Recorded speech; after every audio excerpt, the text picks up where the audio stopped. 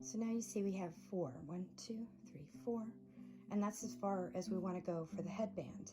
If we want to do more, we make it bigger. We're going to add more increased rows. But we want to stop and start making a rectangle. So if we look again at this one, we can see that it becomes a rectangle. So we stopped at 4. 1, 2, 3, 4. And then what we do is we decrease one side and increase the other. Decrease one side and increase the other. A good way to keep up with which side is going to be your decrease side versus your increase side is to do a stitch marker.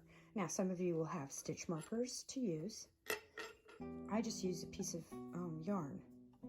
So you just stick that on the end. If I can get it in there.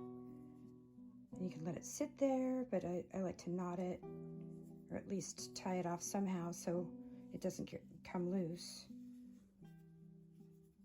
You can do the butcher's knot. I'm just going to do it one way and tighten that on so it's not going to get loose, but I can also take it out. So now we're going to do the decrease. We're going to do a slip stitch, turn, and we're going to go into the second top of the double crochet, and then into the 3 chain stitch. So slip stitch, and into that 3 chain stitch area, and start over again. And we want to only have 4 across. Now we're at the end of the rectangle side, so we have 1, 2, 3, 4 on the last row, 1, 2, 3, 4 on this row. This is our increase side, this is our decrease side, so we know which side that is. So we're going to 1, 2, 3, 4, 5, 6, and we're going to do 3 double crochets in the last 3, or the first 3 chain stitches you created, but this starts with the 4th one from your hook.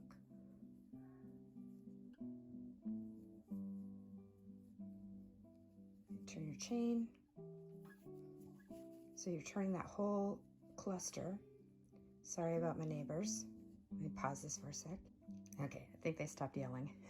So that gave me time to go through and get the other 4 done. So here's my increase side, here's my decrease side. So we still see that we've got that on there. Oh, shit. Sorry that they were running down the stairs that time. Okay, so then we're going to do a slip stitch into that one. I know that it's going to seem odd, but this is still going to be your side that you're decreasing on. So you did that slip stitch into there. You're going to skip and go into the slip stitch, slip stitch,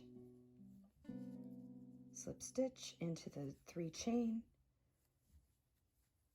1, 2, 3, and continue on. So it'll start to turn into a rectangle.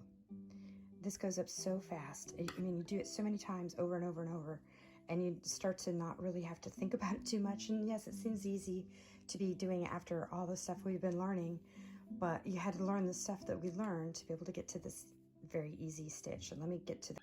All right, so now we're going to decrease this to make this more of a corner instead of just this angle. So this is our increase side, this is our decrease side.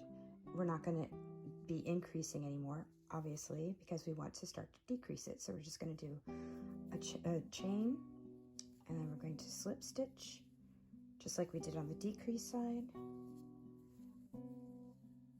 Now we're going to create the cluster.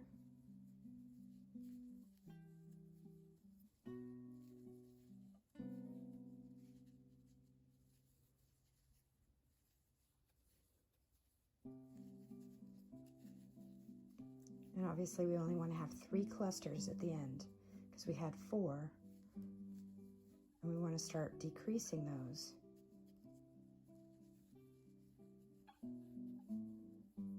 So this is our 3rd.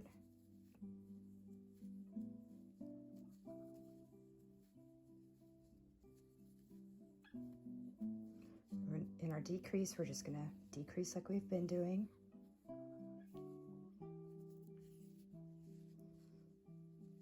So we want to do our yarn overs.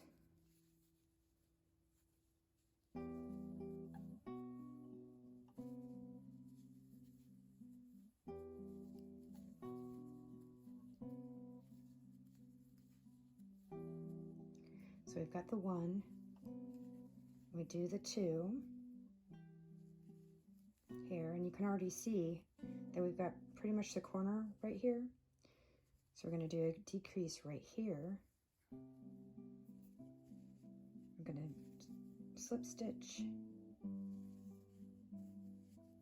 across, and we really only want to have one more cluster to do to close that off.